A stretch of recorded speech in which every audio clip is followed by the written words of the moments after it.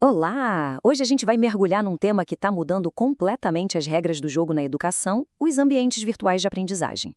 Como é que a tecnologia, que já transformou tudo na nossa vida, está finalmente entrando de vez na sala de aula? Bora descobrir juntos? Pensa só um pouquinho em como o nosso mundo mudou. Ninguém mais vai à locadora, a gente usa streaming, pedir táxi na rua virou coisa do passado com os aplicativos. Telefone fixo, quase uma peça de museu perto das mensagens instantâneas. Quase tudo foi reinventado. E, no entanto, o ponto aqui é que a sala de aula, bom, ela parece que parou no tempo. E essa é a pergunta de US$ 1 milhão, né?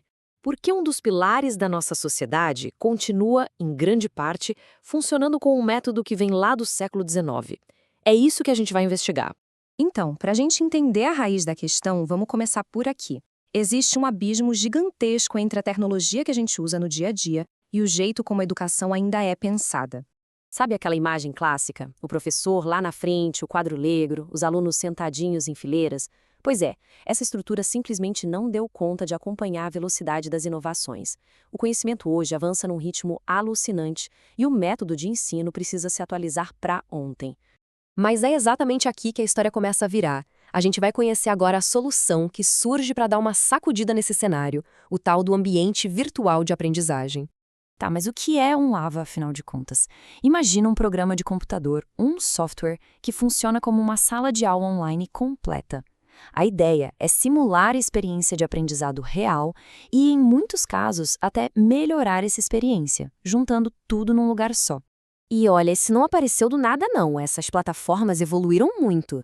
No começo, eram só sistemas simples para gerenciar matrículas e notas.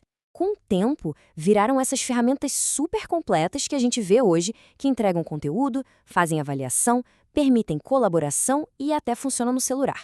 Beleza, agora a gente vai para o que interessa de verdade. Como é que essas ferramentas, na prática, transformam a educação?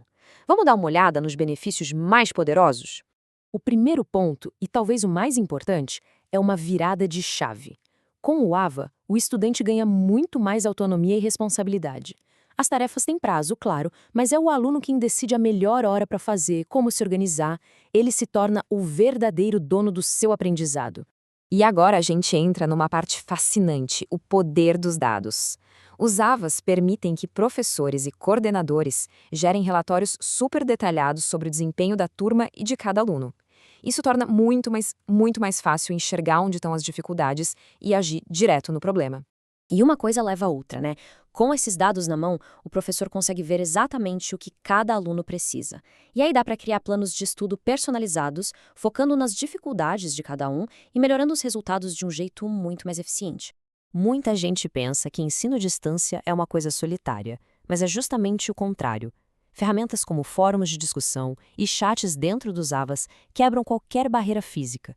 Elas incentivam o debate, a troca de ideias, a colaboração entre alunos e professores fica muito mais rica. E para isso não ficar só na teoria, aqui estão alguns exemplos bem conhecidos que o material menciona. Tem desde o Moodle, que é uma plataforma de código aberto usada no mundo inteiro, até soluções criadas aqui no Brasil, como o Teleduc da Unicamp e o AulaNet da PUC-Rio, cada um com seu jeitão e sua especialidade. Mas, claro, nem tudo são flores. Essa transição para o mundo virtual não é um passe de mágica. Então, bora falar um pouco dos desafios e dar uma espiada no que o futuro reserva para essa área. E essa é uma pergunta que a gente precisa fazer. Porque adotar uma tecnologia nova sempre traz junto um pacote de novos obstáculos, né?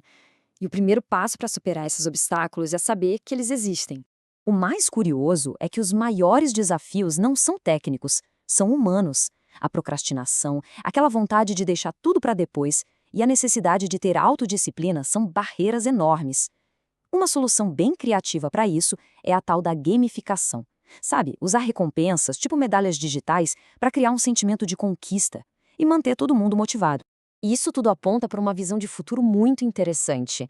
A tecnologia é a ferramenta, é o meio, mas o objetivo final é muito maior. O lance é usar essas ferramentas para construir um senso de comunidade de verdade, de pertencimento, mesmo com todo mundo longe fisicamente. E para fechar, essa citação da Kensky amarra tudo de um jeito perfeito. A verdadeira revolução não está no software, mas na nossa capacidade de usar a tecnologia para criar uma comunidade de aprendizagem online, com regras e uma cultura própria. A questão que fica no ar é: será que a gente está pronto não só para usar tecnologia, mas para construir ativamente essas novas comunidades de conhecimento?